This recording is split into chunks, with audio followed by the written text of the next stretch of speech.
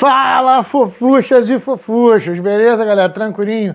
E aí, como é que tava esse recesso aí? Se deu pra descansar, ver o contatinho, curtir um pouquinho, fazer uma maratona de uma série, né? Sei como é que é.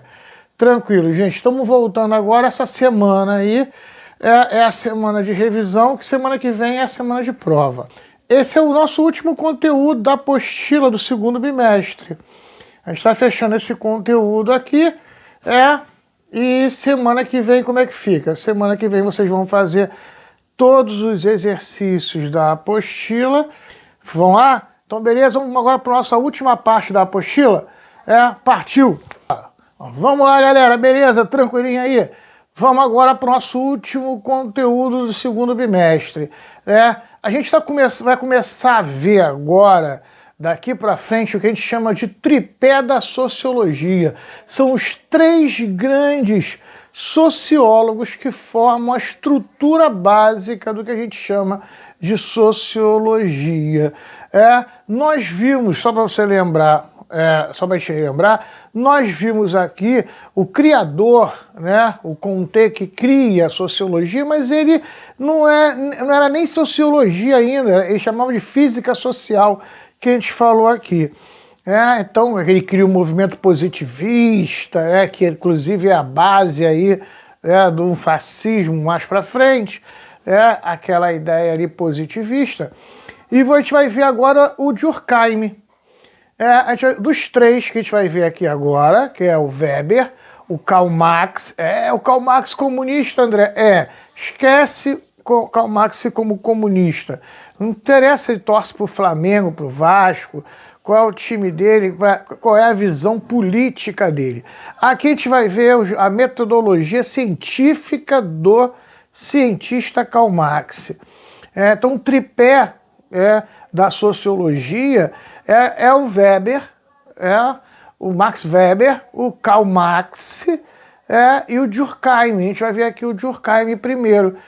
O Durkheim, ele é o primeiro sociólogo. É diferente aí do Comte, que não era sociólogo. Aqui você vai ter o Durkheim. O Durkheim, ele é o primeiro sociólogo. Ele vai ser o que vai desenvolver os métodos científicos da sociologia.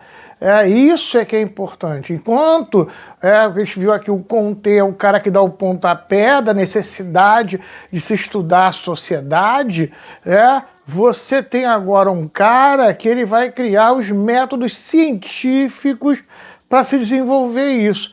Ele vai ser o primeiro a criar uma cadeira dentro de uma universidade de sociologia.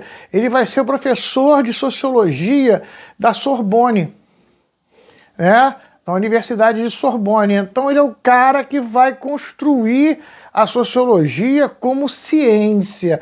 Não, olha só, tem uma metodologia para a gente estudar sociologicamente, estudar as sociedades. É ele que vai desenvolver isso, beleza? Botar aí Durkheim, ele nasceu em 1858 e vai até 1917. Ou seja, pegou aí toda a Revolução Industrial, todo aquele aparato de Primeira Guerra Mundial, vai morrer aí um pouquinho antes do final da Primeira Guerra Mundial, mas vai pegar todo esse desenvolvimento tecnológico, industrial, vai pegar lá a La Belle Époque, vai pegar essa ideia aí principalmente essa ideia do darwinismo social, de uma sociedade evolutiva. Daí muita gente chama ele de positivista. Que ele tinha essa visão, que a gente vai falar daqui a pouco aqui, que a sociedade ela desenvolve. As sociedades menos desenvolvidas, atrasadas, e sociedades desenvolvidas. Como assim, André? Que às vezes a pessoa não consegue entender.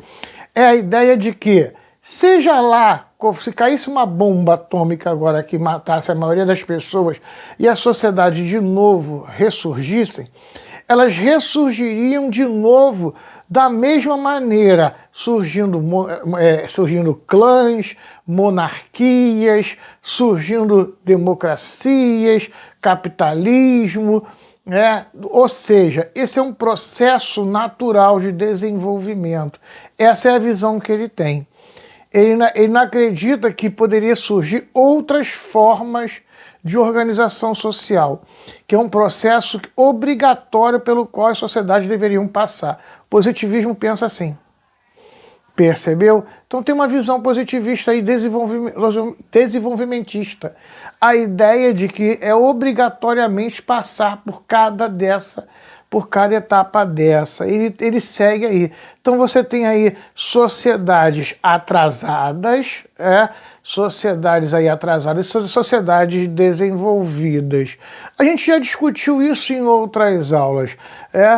Esse conceito ele caiu hoje, ele não existe mais. A gente quando quer discutir, a gente fala sobre sociedades com alta tecnologia e uma alta complexidade sociológica e sociedades mais simples, com baixa tecnologia. Isso não quer dizer que a sociedade seja melhor ou pior, se ela seja civilizada ou não civilizada. É que até o conceito de civilizado fica complicado, né? Numa sociedade cheia de racista, homofóbico, assassino, serial killer, até que ponto nós somos civilizados? Se você olhar para o índio, não tem serial killer, não tem homofóbico, não tem racista. Então você não, é complicado você querer analisar, querendo chamar uma sociedade civilizada, mais desenvolvida e menos desenvolvida. Só estou dando essa estrutura aqui para você poder entender. Beleza. Então vamos lá. O que o Durkheim ele vai fazer? Primeiro ele vai ver a sociedade como um grande organismo vivo. Ele vê a sociedade, só que a sociedade não é uma coisa. Para pensar o seguinte, a sociedade não é uma coisa física. Não é igual uma cadeira. A sociedade é um conceito. André, eu não consegui entender. Vamos lá, fica mais fácil. Amor. Amor é um conceito. Você dá um nome a uma coisa abstrata, amor. Ele não existe fisicamente. É algo abstrato. Mas esse algo abstrato, ele pode existir. É isso que o Durkheim ele vai mostrar pra gente. Ele fala assim, não dá para fazer ciência, mesmo sendo uma coisa abstrata.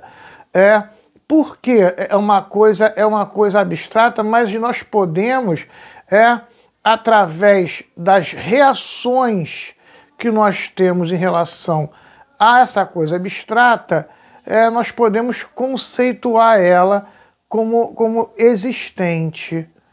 Então é o que a gente chama de realismo epistemológico. Epistemologia significa técnica, é uma técnica do realismo, a ideia de que você pode olhar para esses seres abstratos e perceber que eles existem. Existem através de seres físicos. Às vezes é meio complicado isso das pessoas entenderem. Vamos lá. A prova física de que o amor existe.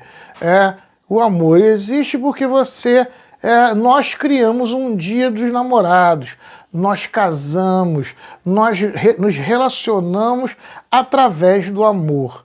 Então, mesmo que o amor não exista fisicamente, ele é um conceito que ele muda o mundo físico. Perceberam? Ele muda o mundo físico. A crença no amor, a crença na existência do amor modifica o mundo físico.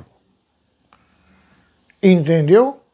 Então, eu tenho como estudar o amor. Não estudar o amor como uma coisa física. mas sim estudar o amor como um conceito que modifica o mundo físico. Entendeu? Então, quando a gente fala assim, ó, Deus existe, vou dar um exemplo, seja como for o Deus, vamos pegar aqui, ó, um Deus Íris, o Deus Aíris, ela já não existe mais pra gente. Por quê? Porque não tem uma sociedade hoje que creia nessa deusa. A gente estuda, sabe que ela existiu, sabe que a crença existiu no sentido de... A gente sabe que a crença na existência dela modificou toda uma sociedade no Egito, só que hoje ela não modifica nada. Entendeu?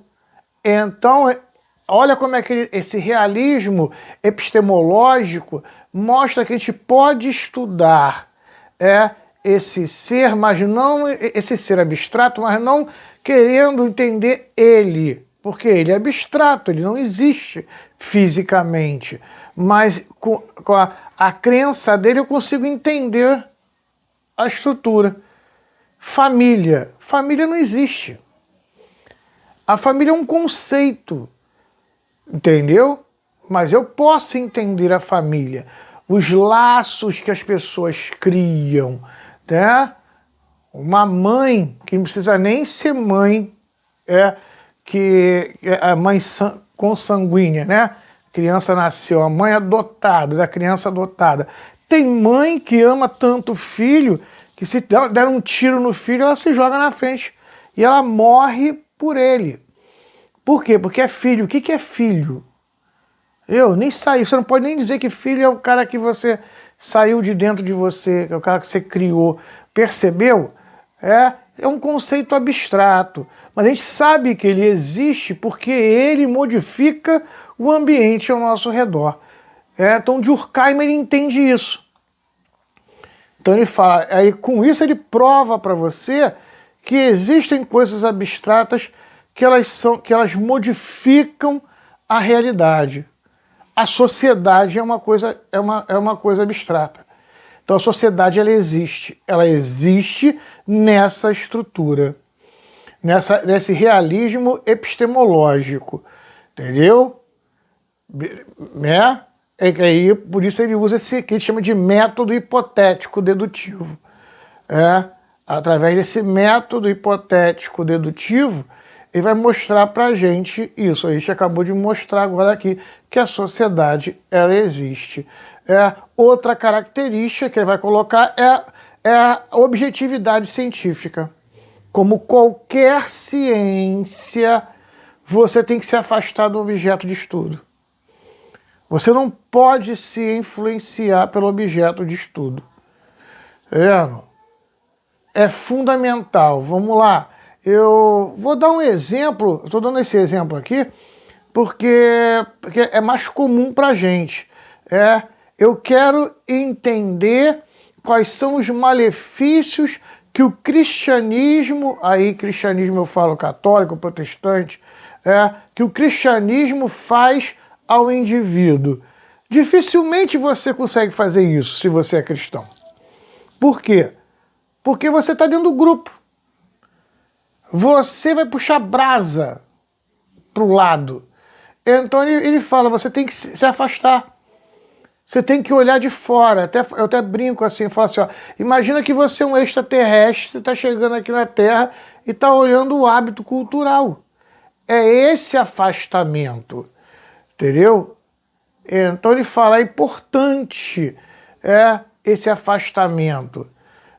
Tanto positivo quanto negativo. Eu não posso olhar, vamos dizer, eu quero estudar o comportamento do grupo homossexual na cidade do Rio de Janeiro. Se eu tenho um preconceito e ódio, tenho uma homofobia, eu não vou conseguir ser isento e poder analisar os objetos deixados por esse grupo. Por quê? Porque eu vou estar contaminando a minha análise com a minha opinião sobre o grupo. Então não pode. O cientista ele tem que se despir das crenças dele, da visão dele de sociedade e analisar friamente. Daí a gente fala que o médico não pode operar uma mãe, não pode operar um pai. Por quê? Porque vai ter que abrir o pai e a mãe, entendeu? Ele vai levar sempre em consideração o sentimento que ele tem sobre o indivíduo. Então você tem que ser o máximo isento possível para poder analisar o caso do indivíduo.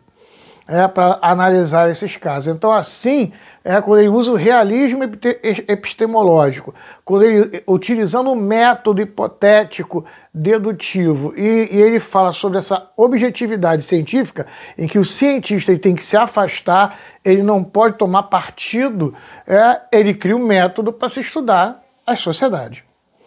Então agora eu consigo estudar a sociedade, eu consigo entendendo que a sociedade ela existe, ela é abstrata, mas ela existe fisicamente, porque ela muda o comportamento no mundo físico, eu consigo provar isso, e para poder eu analisar isso eu tenho que me afastar. Eu não posso participar dessa sociedade, porque se eu participo dela eu me contamino, eu contamino a minha análise. Tranquilo até aí? Olha como é que o Durkheim agora está fazendo ciência, diferente do Comte. Comte não está preocupado com isso. Agora o Durkheim está, ele constrói uma ciência. Tanto que ele vai criar uma bancada científica, né, na Sorbonne. Tranquilo? Vamos seguir? Vamos lá, galera. Então, olha só. Então, seguindo aí como o Durkheim falou, a gente já viu aqui, já construímos aqui os métodos científicos, conforme o Durkheim falou. Então, a primeira coisa que o Durkheim vai dizer é o seguinte: a sociedade ela vem antes do ser humano, ela antecede o ser humano. Eu, na época, na faculdade, eu fiquei, né, não pode, não sei o quê, babá. Eu não entendi o que o Durkheim tinha dito na época. Seria mais ou menos assim: quem veio primeiro, o ovo ou galinha? O ovo ou galinha? Ele não está discutindo isso. Ele não está querendo dizer para você o que surgiu primeiro. Quem surgiu primeiro foi a sociedade ou foi o ser humano? Até porque hoje a gente discute que ser humano e sociedade nascem juntos. O ser humano é um ser social e ele só se torna ser humano porque ele é social. Há uma simbiose aí, é uma mistura. A gente jamais seria ser homo sapiens, sapiens da maneira que a gente se a gente não vivesse em sociedade. Então, uma simbiose aí. Então, definir o que surgiu primeiro, uma sociedade ou o ser humano, seria praticamente impossível. O animal, ele existe, mas ele só vira um ser humano quando ele vira um animal social. Há toda uma simbiose aí. Mas não era isso. Na época, na faculdade, eu pensava que era isso. E ficava quebrando minha cabeça nisso. Não é isso que o Durkheim ele quer dizer. Ele quer dizer o que ele queria dizer é o seguinte: você nasceu. Que ano você nasceu? 2000? 2010? 2005? 2012? Beleza, a sociedade já estava aí. Ela é antes de você. Tudo que está aí, casa, avião, televisão, computador, celular, isso tudo já existia antes de você existir. A sociedade antecede você. Ou seja, você já nasceu existindo numa sociedade. É isso que ele está querendo mostrar para você. E essa sociedade, ela molda você. Ela vai moldar esse ser humano. É o que a gente chama de coerção social. Ela vai coagir você e vai doutrinar você a viver dentro dela. Isso desde o momento em que você nasce. A língua que você fala, você aprendeu por causa do grupo social que você vive. O tipo de alimento você aprendeu a comer. Porque ninguém aqui come carne de cachorro porque não é coreano. Aqui ninguém fala russo porque nasceu no Brasil. Aqui não tem muçulmano Pode até ter, mas muito difícil. A grande maioria é cristão ou afro, religiões afrodescendentes. Uma série, língua, alimentação, crença, ninguém aqui sai de burca na rua, sacou? Porque não há esse hábito cultural. Então, essa absorção, e essa coerção feita pela sociedade, o Durkheim ele mostra pra gente, a sociedade existe antes da gente. E quando você chega aqui, ela vai te oprimir. Ela vai te oprimir e te moldar a viver dentro dela. A sociedade ela é coercitiva por natureza. Ela vai fazer você se moldar para viver dentro do grupo. Quer você goste ou não. Você automaticamente vai se moldar a esse grupo. Tá tranquilo até aí, gente? Tá dando pra gente acompanhar aí? Estão entendendo isso aí? Entendendo que você vive dentro desse grupo. Aí vem o lado, que a gente chama de lado positivista, de Durkheim. Ele vai dizer o seguinte: existem duas sociedades aí, as sociedades primitivas e as sociedades civilizadas. Olha como é que ele está dizendo aí, olha esse evolucionismo da sociedade aí. Ele vai pegar o índio e vai falar assim, o índio é uma sociedade primitiva. Ele não vai dizer que é de baixa tecnologia, ele chama de primitiva. É uma sociedade primitiva. Ela não tem divisão técnica do trabalho, todo mundo faz a mesma coisa, todo mundo planta, todo mundo caça, tudo que se divide entre o grupo.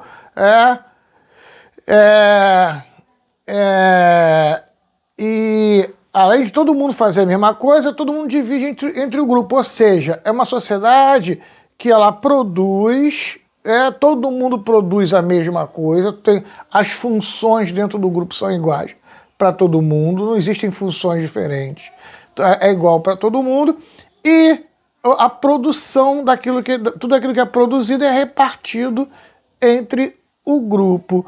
É um bem coletivo, todo mundo pensa em todo mundo. Vamos pensar, se a gente foi lá e matou o javali, a gente vai limpar o javali, todo mundo foi lá unido matar o javali e todo mundo vai comer o javali. A gente reparte igual para todo mundo. Os valores e as crenças são iguais, todo mundo é igual dentro de uma aldeia indígena, ninguém é melhor que ninguém. Muita gente erra isso, porque só fala assim, professor, e o cacique? O cacique não é o chefe? Não. O cacique é um cara que ele é escolhido dentro dos índios quando vai ter uma guerra. Aí ele lidera a guerra. Acabou a guerra, não tem cacique, todo mundo senta junto e todo mundo debate o que vai ser feito. É uma roda ali, como tem o pajé também, que é o cara, o ser mágico lá, o cara que faz as curas e tudo, e nem por isso ele é melhor que ninguém ali dentro, ele vai ganhar mais ou menos do que ninguém ali dentro. Todo mundo é igual, só que ele tem ali uma função de pajé, e o outro uma função de líder na hora da guerra, quando tem a guerra. Então, para você entender aí, que a aldeia possui valores e crenças que são iguais a todo mundo. É uma sociedade mecânica. Mecânica, pensa na engrenagem. Eu faço aqui e passo para você, que você passa para você, e aqui a gente está ligado, está interligado um com o outro, é mecânico, é direto entre eu e você. É uma relação mecânica. Tá? Aí ele fala que a sociedade civilizada já tem uma relação orgânica. Olha, organicismo social aí. Você tem grupos com funções diferentes e pessoas que nem se conhecem. Né?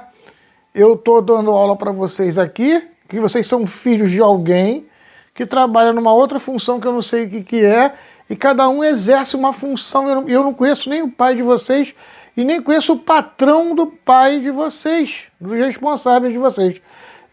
Ou seja, existe uma relação aí orgânica, cada um tem uma função, como se fossem órgãos, né? Talvez teu fígado não está ligado direto ao coração, mas você não vive sem o fígado e nem sem o coração. Há uma relação aí de funcionamento orgânica, mas eles não estão ligados necessariamente diretamente um com o outro. Percebeu? Para você entender aí, ó. Então vamos lá. Na sociedade, né, civilizada, desenvolvida, na visão aí positivista de Durkheim, existe aí um contrato social, há uma divisão técnica do trabalho aí. Cada grupo, né, faz uma coisa diferente. Eu falo na sala de aula, falei com vocês na primeira aula. A gente está aqui porque tem alguém colocando a luz, ligando a internet para a gente estar aqui. Senão a gente não estaria aqui. Quem é o cara que liga a internet? Eu não sei. Olha aí, é orgânico. Ele mostra isso para isso. Os interesses são individuais. Eu tenho um tipo de salário, o professor tem um tipo de salário, político tem outro tipo de salário, o dono da loja tem outro tipo de salário, o coletor de lixo tem outro salário, o motorista de ônibus tem outro, o cara que entrega o motorista do Uber, o cara que entrega aí no iFood, ele tem outro tipo de trabalho, tem outros interesses. Se surgem aí grupos com interesses diferentes. Há bem pouco tempo aí houve a primeira greve aí dos entregadores de iFood, né? Entregadores aí de alimentação, de aplicativo. Por quê? Porque eles se viram como um grupo que tem os mesmos interesses, os mesmos problemas. Eles se uniram. Você não vai ver motorista de ônibus, nem professor, nem político junto com eles, porque tem interesses, tem salários e visões diferentes. Então, numa sociedade orgânica, cada grupo tem interesses diferentes, salários diferentes, crenças diferentes, visões diferentes. Com certeza, os problemas que tem para um garotão branco da Zona Sul, rico, não são os mesmos problemas, e a mesma visão de mundo de um garoto preto da Zona Oeste que vive numa comunidade pobre. São visões diferentes, problemas diferentes, interesses diferentes. A sociedade é muito dividida. Então, deu para a gente entender isso aí, gente? Então, o Durkheim, ele mostra isso para a gente. A primeira coisa que ele está mostrando para a gente agora aí, depois de mostrar que existe, que a sociedade ela existe e que a gente pode estudar ela, ele mostra isso cientificamente para a gente. Ela é abstrata, mas a gente pode estudar ela pelo efeito que ela faz no mundo físico. Ele mostra para a gente agora que a sociedade precede o indivíduo e que ela faz uma coerção nesse indivíduo. Ele fala que existem sociedades que são primitivas, que ela tem uma organização mecânica, onde todo mundo divide tudo igual para todo mundo e todo mundo tem o mesmo interesse, todo mundo tem a mesma crença. E as sociedades civilizadas, na visão dele, em que as sociedades elas vão se desenvolvendo, que essas sociedades civilizadas, que hoje a gente não chama de civilizadas, chama sociedade com alta tecnologia, essas sociedades elas são fragmentadas, são orgânicas, ela tem grupos orgânicos, que cada grupo desse tem uma função que gere a sociedade como um grande organismo vivo. A gente falou disso aqui do Rousseau, olha aí, ó, Durkheim seguindo o mesmo modelo aí, ó. Esse modelo da sociedade como um grande organismo vivo, onde cada grupo trabalha, produz uma coisa, tem um interesse, tem uma crença, tem uma visão de mundo diferente um do outro. Vamos seguir então aí? Beleza?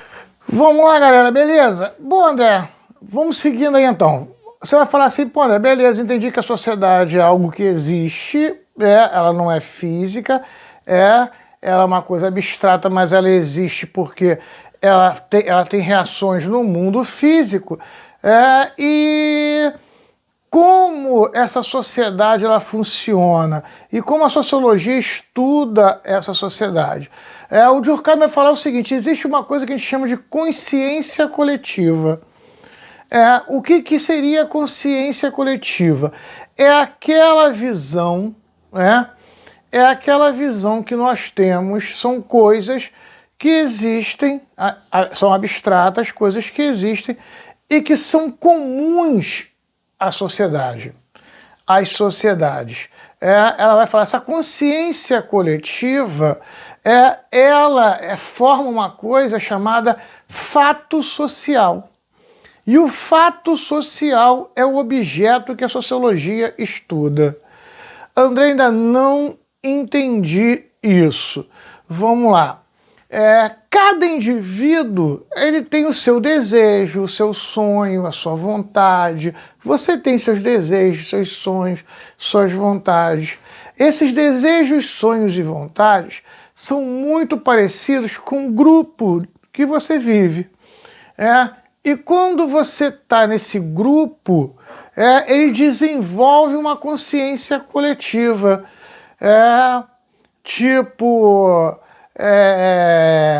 Matar o ser humano é uma coisa ruim. Se você está num grupo onde todo mundo crê que matar um ser humano é uma coisa ruim, você está criando uma consciência coletiva. E você está criando aí o que vai desenvolver o que a gente chama de fato social. A gente vai entender aí os fatos sociais. Eles são desenvolvidos, eles saem de dentro dessa consciência coletiva, desse grupo de pessoas que desenvolve essa visão de consciência coletiva, entendeu? Essa consciência coletiva desenvolve fatos sociais. Vamos dar um exemplo aí de fato social. A língua que você fala, a língua, vou dar um exemplo aí, a língua que a gente fala, o português, ela só existe como língua, por quê? Porque todos nós, brasileiros, que vivemos aqui no Brasil, aprendemos desde criança, ou seja, houve uma coerção social, porque você não nasceu falando, oi mãe, você não sabia falar português, houve uma coerção onde você aprendeu as normas linguísticas, e que essas normas linguísticas elas são aceitas por todo o grupo, porque se não fosse aceita, eu ia virar para você aqui e falar e você não vai entender nada. Por quê? Porque não existe uma norma para isso que eu falei. Eu posso inventar até uma palavra, mas essa palavra ela tem que ser conhecida pelo grupo, aí vem as gírias. Aí você vai entender gíria. As gírias são grupos de palavras criados por um pequeno grupo que só aquele nicho conhece aquilo ali. A partir do momento que aquela palavra, aquele termo, ele sai do nicho e vai para geral, ele perde o interesse do grupo. Por quê? Porque o grupo criou um conjunto de termos que só eles entendem. Então, quando eles querem conversar e falar alguma coisa para o resto dos outros grupos não entenderem, eles usam aqueles termos. Entendeu? Isso é normal acontecer. Então você entendeu aí, ó. A língua, ela é um fato social, porque ela é criada pela sociedade, do consciente coletivo, há uma coerção sobre o indivíduo aprende aquela língua, é uma regra geral para todos, e eu consigo falar com você e você me entender. Porque existe uma regra linguística que todos nós entendemos. E se eu quiser falar com um grupo específico para o outro não entender, aí eu tenho que desenvolver um código e esse pequeno grupo tem que entender. Se esse pequeno grupo não entende, ele não funciona. É muito comum você ver em filme e acontecer isso aí. Eu já vi muito isso acontecer. Você está numa roda de pessoas, as pessoas estão conversando, você chegou naquela roda, você é indesejável para aquele grupo de pessoas ali. A primeira coisa que eles fazem é começar a falar inglês. Eles começam a conversar em inglês. Pronto, se você não sabe inglês, você está fora. Entendeu? Acabou. Eles começam a falar em inglês e você vai ficar sem entender nada. Entendeu? Você vai ficar isolado do grupo. Rapidamente ele já te exclui. Então olha como é que também é uma forma de exclusão. Você vê muito isso em filme, né? Entra na loja lá, tem uns japoneses, coreanos, sei lá. Aí o policial pergunta, sei que lá, o cara, ele fala com o outro uma parada que ele não quer que o policial entenda. Então ele usa um conjunto de códigos diferentes. Então só para você entender aí o fato social. Então ele vai falar o seguinte, fato social, característica do fato social. Primeiro, ele é externo ao indivíduo. Ele existe independente de você. Se você morrer, a língua portuguesa vai continuar existindo. Ele não existe por causa de você. Ela existe porque ela está dentro da sociedade.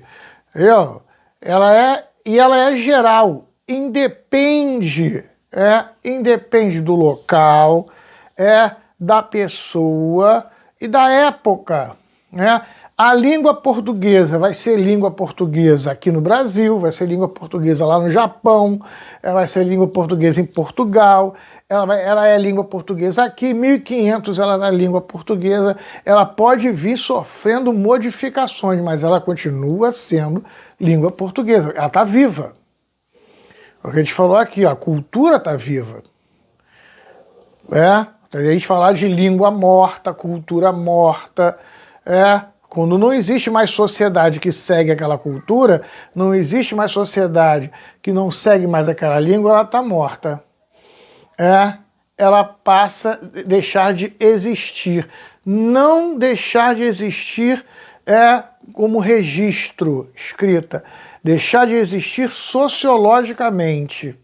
Lembra que a gente falou aqui, é real, ela existe porque existe um grupo de pessoas que fala a língua.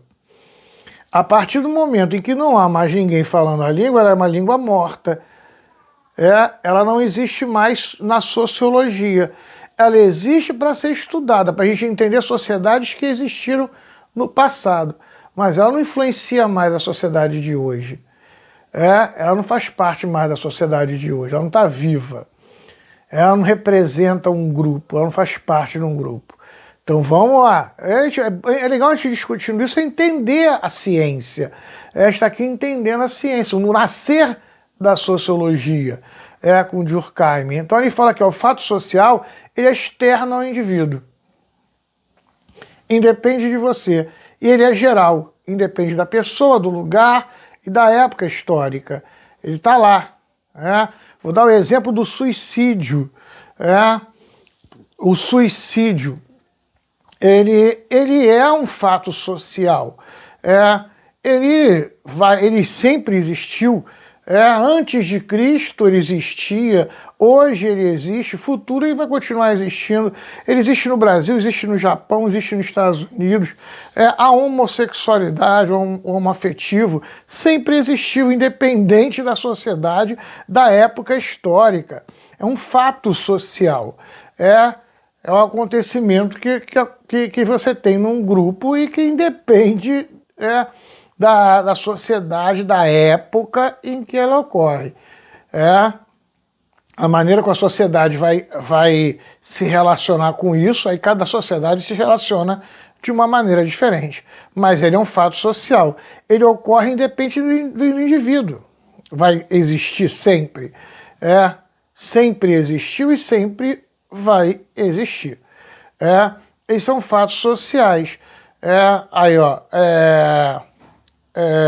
Abuso doméstico é um fato social, sempre existiu, independe do indivíduo. a gente falou aqui, o suicídio. O Durkheim vai escrever um livro só sobre suicídio. A gente vai falar aqui sobre isso agora. É importantíssimo a gente conversar sobre isso. Então, o fato social ele é externo ao indivíduo, ele é geral e ele é coercitivo.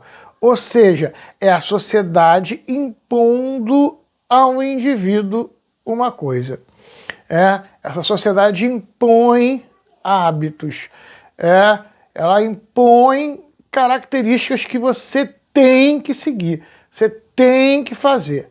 É essa pressão que a sociedade faz, dessa coerção, e que a gente fala que a sociedade ela trabalha, é importante falar isso. Ela trabalha com dois fatores, o que a gente chama de coerção social e coesão social. Ao mesmo tempo que a sociedade ela é coercitiva, ela te pressiona a você se moldar a ela, ela também traz a coesão social. Ela te carrega para a ideia de que você faz parte de um grupo. E para isso, às vezes, isso para quem é sozinho faz bem. Para quem está sozinho faz bem. Pensa que eu estou sozinho no mundo, estou triste, e de repente um grupo me acolhe. Entendeu? Então eu começo a agir conforme aquele grupo, a seguir as normas e as regras daquele grupo para ser aceito pelo grupo. Muito adolescente faz isso, muito adulto faz isso. Às vezes participa de grupos, e às vezes nem concorda com as regras do grupo completamente, mas aceita as regras do grupo, participa, sofre a coerção social, porque ele quer fazer parte de um grupo. Ele não quer ser discriminado. Ele cria essa disputa entre coerção social e coesão social, é que ela gera uma problemática. Até que ponto aquele grupinho que você anda foi lá homofóbico, foi lá racista ou qualquer outro tipo de coisa e você não concordou, mas você se calou porque você não quer perder os amigos? Ou dentro de um grupo de religioso, ou grupo de colégio em que você colocou ideias que você não concorda, mas você se cala, porque quando você fala, a maioria não concorda com você e você vai ser discriminado, e você se cala, há uma coerção social aí. Porque você tem a necessidade de fazer parte do grupo. Olha o bullying aí, ó. A gente fala dentro do colégio o bullying. O que é o bullying? É uma coerção social. Você não se encaixa nos padrões que o grupo tem, ou porque você é magro demais, ou porque você é gordo demais, ou porque você é preto, ou porque você é homoafetivo, ou porque o teu cabelo é diferente, ou porque você usa óculos, o teu nariz é torto, você não está no padrão que o grupo social acha que você tem que estar, e ele vai fazer o quê? Ele vai te pressionar. Ele vai ser coercitivo a você. Então dentro desse processo aí de coerção e tentar ser aceito pelo grupo. Aí você às vezes olha o cara fazendo bullying com outro amigo teu, você que se cala. Você vê aquilo ali, você acha aquilo errado, aquilo horroroso, preconceituoso, mas você se cala. Você se cala porque você está do lado de cá. E você não quer tomar as dores do outro lado. Você quer fazer parte do grupo, você quer ser aceito. E você tem medo de não ser aceito pelo grupo. Percebeu? Isso é importante a gente perceber. Durkheim é fortíssimo para a gente nesse sentido aí. Então ele fala aí, ó, existem três forças aí para a gente. A primeira foi que a gente falou aqui, ó, coerção social, a sociedade impondo normas e padrões para o indivíduo. A coesão social, a necessidade de fazer parte daquele grupo e se sentir parte daquele grupo. E o que a gente chama de anomia social é quando você se desilude completamente com a sociedade. Quando você chega num ponto em que você olha, como a gente está olhando agora aqui, e vê que essa sociedade em que você vive tem valores vazios. Que é uma sociedade vazia, uma sociedade fútil, uma sociedade sem valores de verdade, uma sociedade preconceituosa, que vive só de aparência. Aí você perde o propósito de viver. Você vive numa apatia, que a gente chama de anomia social. Que sociedade é essa? Tranquilo até aí? Que é uma apatia social. Entendeu? Você olha para a sociedade e... Não, eu não creio nessa sociedade. A sociedade, para mim, é um fakezão. É um grande fake. As pessoas todas são fakes e bonecos. Aí você entra no que a gente chama de anomia social. Entendendo? Você tá ali, mas aquela sociedade para você não representa mais nada. Aquilo não tem uma representatividade verdadeira. Tranquilo? Vamos lá, galera. Olha só para a gente fechar aqui, só relembrando aqui, então vamos falar, né? Só fechar aqui, ó. Existe uma consciência social, que ela é a soma das características, dos sonhos, desejos e vontades de cada indivíduo que vive naquele grupo, e a soma disso tudo cria o que a gente chama de uma consciência coletiva, e dessa consciência coletiva surgem os fatos sociais. Vamos lá.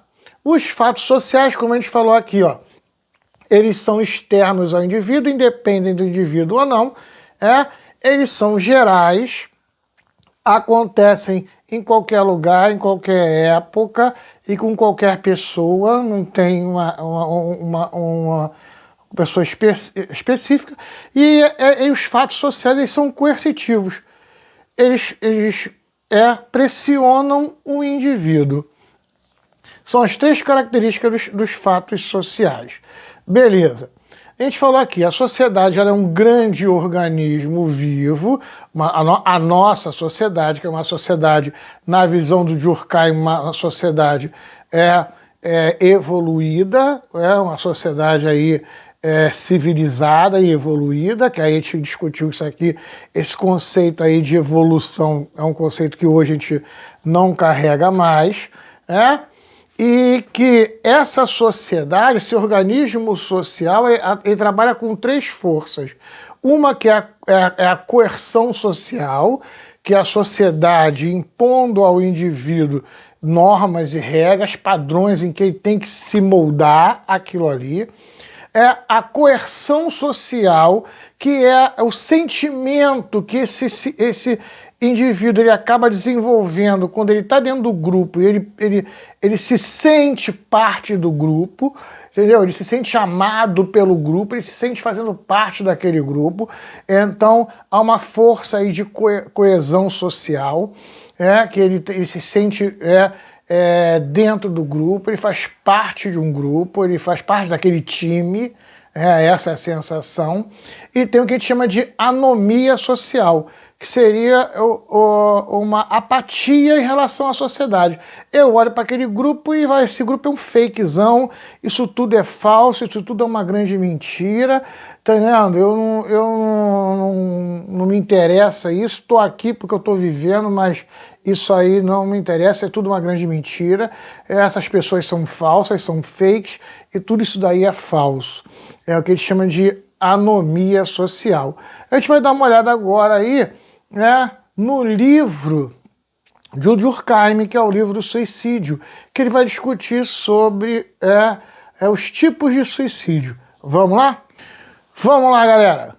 Olha só. suicídio para o Durkheim. Existem 3 modelos de suicídio. Que a gente viu aqui, a gente não discutiu aqui, existem 3 formas para o Durkheim da sociedade funcionar, que ela trabalha com coerção social, coesão social e anomia social. Então essas 3 forças aí, elas são responsáveis pelo suicídio. Ela vai ver, suicídio é um fato social, porque ele acontece independente da pessoa, suicídio sempre existiu, existe hoje em tudo quanto é lugar e ainda vai existir, enquanto houver sociedade, e ele se dá aí na visão do Durkheim através de 3 forças sociais. O que acontece? Primeiro, a gente tem que entender, hoje a gente entende que existem fatores biológicos, químicos biológicos, que levam o indivíduo ao suicídio, né? Então a gente está falando aqui de hoje, certo? Mas o suicídio, ele não é causado por uma coisa. Hoje a gente entende suicídio como um conjunto de fatores que levam o indivíduo a tirar a própria vida. Que aí vem a parte biológica do indivíduo, química,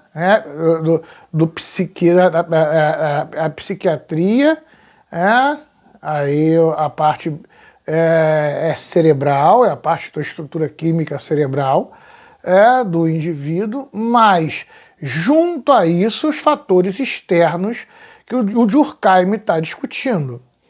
Ele não está discutindo aí o fator biológico do indivíduo que existe.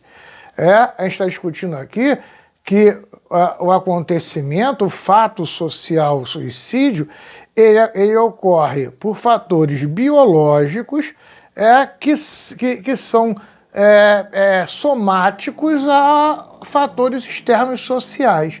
E o Durkheim ele vai discutir os fatores externos sociais. É isso que eu quero que você entenda aí. Então, para você não generalizar o negócio, e poder entender isso aí. O que o Durkheim é importantíssimo nisso. Então, você tem indivíduos que têm problemas psicológicos e que, somados a esses fatores sociais, podem levar a um suicídio. Vamos dar uma análise aí, né, na visão dele. Primeiro aí, o suicídio anômico, essa visão aí que o Durkheim tem do suicídio anômico. Suicídio anômico é quando você tem, como a gente falou aqui, na anomia, você tem uma descrença total na sociedade. Você não crê mais nessa sociedade. Você não perdeu a completa empatia com a sociedade. Eu até, geralmente eu dou esse exemplo para os alunos, isso aqui para você entender. Você entender como é que funciona isso. Vamos lá.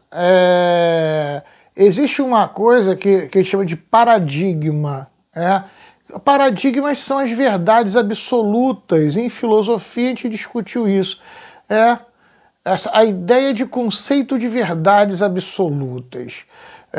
Cuidado com essas verdades absolutas. Quanto mais você constrói a sua vida pautada numa verdade absoluta, mais perigoso é. Por quê? Porque se essa verdade absoluta ela quebra, você quebra junto com ela. Eu vou dar um exemplo comum, para a gente poder entender. Vou dar um exemplo aqui para vocês, só a nível de ilustração para você conseguir entender. Você tem um grupo de jovens, e é muito comum entre as meninas, construções de paradigmas. Aí você está lá, você participa daquele grupo religioso, você vai numa igreja, você tem uma condição financeira boa, você mora com seus pais, tem uma condição financeira boa, entendeu? E classe média alta, e o teu sonho é casar virgem, entendendo? Com um cara que seja da igreja e ter 3 filhos. Esse é o teu paradigma, esse é o teu sonho de vida. Aí você fala para mim, pô, André, isso é ruim? Não. Não é ruim querer isso.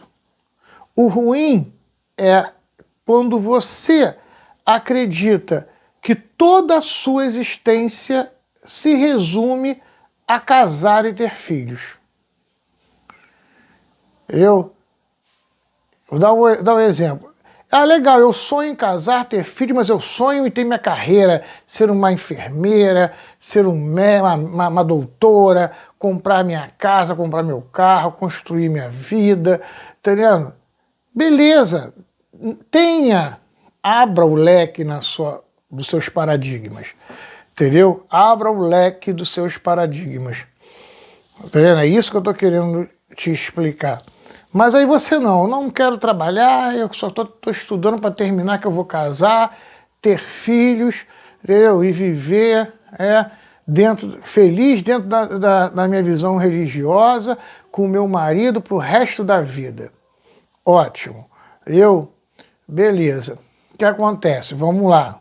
Aí você casa, vai lá e tem 3 filhos, Aí o seu marido, ele vai, entendeu? Traz você para uma mulher mais nova, larga você, some, entendeu? E não paga pensão, simplesmente desaparece. Desaparece. Você nunca trabalhou na tua vida. Você não tem condições de sustentar uma família com crianças. E teus filhos estão quase tudo adolescente. Quer videogame, quer colégio particular, você é obrigado a tirar teus filhos do colégio particular, botar no colégio público. Os seus pais morreram, faleceram e não deixaram nada para você. A casa em que você vive é uma casa de aluguel. Você é obrigado a sair dessa casa e ir morar num casebre, uma casa bem menor, numa situação bem pobre. Os teus filhos vão ter que trabalhar. Você vai ter que trabalhar. Como você nunca trabalhou, você vai ter que trabalhar de doméstica na casa dos outros. Entendeu? A sua condição financeira vai muito lá embaixo. Aí você vai entrar na igreja. Aquela mesma igreja que todo mundo falava com você, agora aquela galera que anda no carrão não fala com você. Vira as costas para você e fala, oi, tudo bem, mas não te convida mais para as festas. Sabe? Lembra que você era convidada para todas as festas? Porque a sociedade ela é discriminatória. Eu não estou dizendo para você que toda religião vai fazer isso. Todas as pessoas dentro de religião vão fazer isso. Estou falando isso para você que isso é comum acontecer. Entendeu? E estou dando só um exemplo. Isso aí não é uma regra. Entendeu? Aí você se vê abandonada pelas pessoas que eram seus amigos, você percebe agora que todo mundo é falso, tá entendendo? Que aquele discurso religioso que todos eles tinham era falso, que o teu marido realmente não te amava, tá entendendo? Que você agora, o teu casamento não funcionou, tem um filho teu que virou maconheiro, a outra filha virou lésbica e o outro filho virou gay. Tudo aquilo que você via como uma coisa errada. Não estou falando que é errado, não. Eu estou falando que dentro da tua visão, do teu grupo, aquilo era uma coisa errada. Pronto, todos os seus paradigmas, aqui que eu queria chegar. Todos os seus paradigmas caíram. Aí você pensa assim, que vida é essa? O que eu estou fazendo aqui? Que mundo é esse? Onde tudo que eu tinha como verdade inabalável não existe mais. Percebeu? Aí é uma destruição aí, Você entra no que a gente chama de anomia. Esse mundo não presta. Esse mundo todo é uma mentira. Esse mundo todo é uma mentira, sacou? E não tem mais necessidade de eu estar aqui. Eu não quero mais estar aqui porque eu não quero mais viver nesse mundo falso e mentiroso. Esse mundo é podre. Isso tudo ligado a problemas psicológicos pode levar o indivíduo a um suicídio. É o que ele vai chamar de suicídio anômico. Quando você já não tem mais a empatia da sociedade. A sociedade já não... ela não serve mais para você. Tranquilo? Fechamos aí então o primeiro modelo? Vamos lá.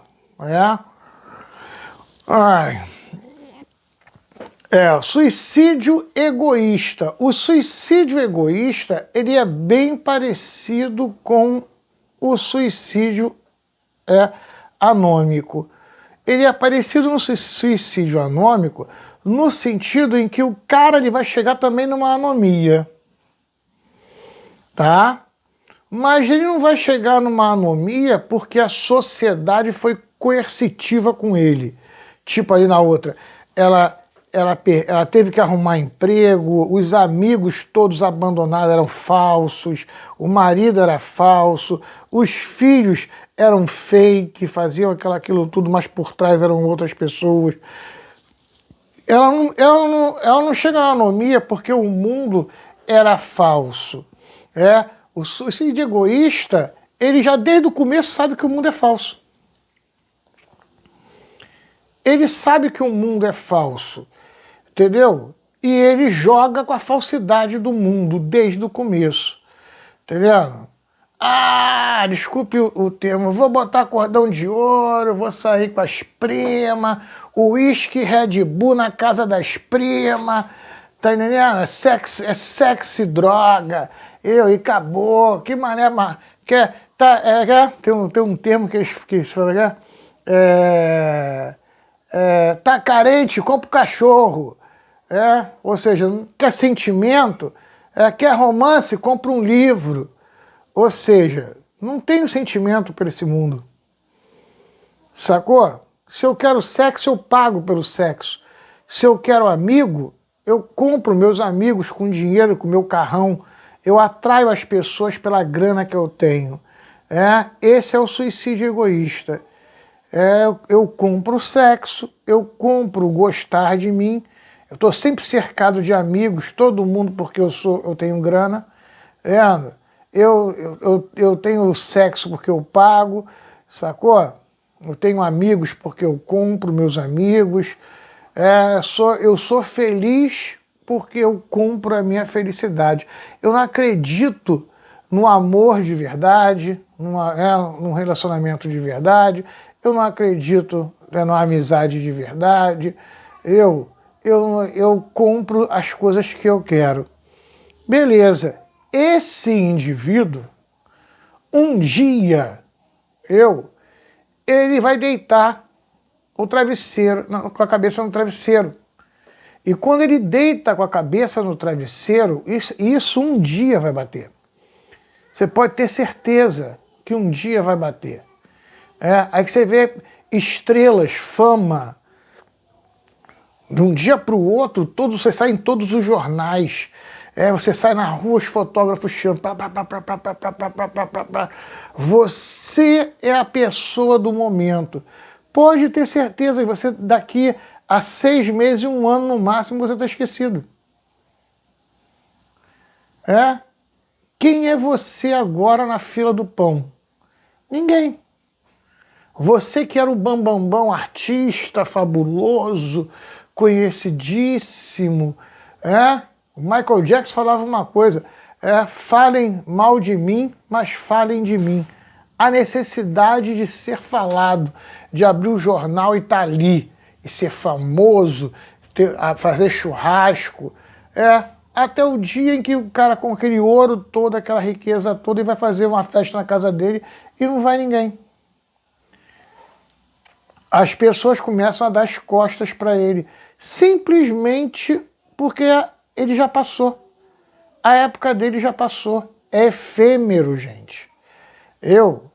A fama e o poder são efêmeros. Eu falo que vocês são novos ainda, vocês não vão entender isso. Quantas casas de show, quantas boates em Campo Grande, aqui no bairro, bombaram. Teve uma época que era uma vocês não vão saber disso, o pai de vocês deve saber. Disque Mel. Lugar bombava. E artista famoso tocar lá. O que é Disque Mel hoje? Um salão de festa. Aí depois saiu o West Show. West Show. O que é West Show hoje? Nada. Entendeu? O tempo passa e esse glamour some. Então esse indivíduo que vive com o ego inflado, egocêntrico, daí de chamar de egoísta, que o ego dele é monstruoso, tem uma hora em que ele chega e fala assim, não sou nada. Quem sou eu? As pessoas não me amam. Quem realmente me ama de verdade? Eu dou esse exemplo aqui, gente. Eu dou esse exemplo aqui, que é um exemplo vivo pra gente, Adriano. O Adriano do time, o jogador de futebol. O imperador na Itália. O cara jogava tanta bola e era tão famoso na Itália que era chamado de o imperador. Sabe onde está o Adriano hoje? Dentro da comunidade da favela, tomando cachaça. E ele é alcoólatra, daqueles tipo pedreiro, desculpe aí os pedreiros que não bebem, né? Mas aí eu tô usando o estereótipo aí de tomar aquela cachaça, sabe que é de manhã cedo? Alcoólatra nesse nível, é o Adriano. O Adriano ele saiu do mundo do glamour na Itália, que ele era o imperador, para vir morar dentro da comunidade onde ele saiu. Por quê? Numa entrevista ele falou assim, eu acordei um dia, olhei para o lado e falei assim, não sei quem é meu amigo. Eu não sei quem é que está aqui do meu lado falando comigo, porque eu sou Adriano, que gosta de mim de verdade, ou simplesmente porque eu sou o imperador. Aí o que ele fez? Voltou para a favela. Porque lá na favela ele tem os amigos dele, aqueles amigos que jogavam bola no terreninho, quando Adriano era só o menino Adriano. Entendeu? Então ali ele sabe que tem pessoas que amam ele porque ele é, e não pelo que ele tem. Sacou? Ele ainda conseguiu voltar a essas raízes. Tem uns caras que você vê os artistas aí famosos no auge, na carreira, tá entendendo? Que olha para o lado, olha para o outro e não sabe quem é quem. Como um artista super famoso vai arrumar uma esposa, vamos dar um exemplo aqui, então você virou uma super cantora astro pop, tipo aí Rihanna e coisa desse gênero. Como é que você vai saber que o cara que vai querer casar contigo tá casando com você porque ele realmente te ama, gosta do teu jeito, ou simplesmente porque você, aquela pessoa é a popstar? Entendeu? Chega um momento que o cara vai lá e dá um tiro na cabeça, que ele não sabe mais quem ele é. Aí é o suicídio egoísta. Tranquilo? Vamos agora, e vamos para o nosso último suicídio, que é o suicídio altruísta. Aí vem o que a gente chama de coesão social. O cara faz parte do grupo e ele acredita tanto naquele grupo, entendeu? Que ele acha que o grupo é mais importante que ele. A gente falou aqui. O positivismo tem isso. Perdão, ou fincar a pátria livre ou morrer pelo Brasil.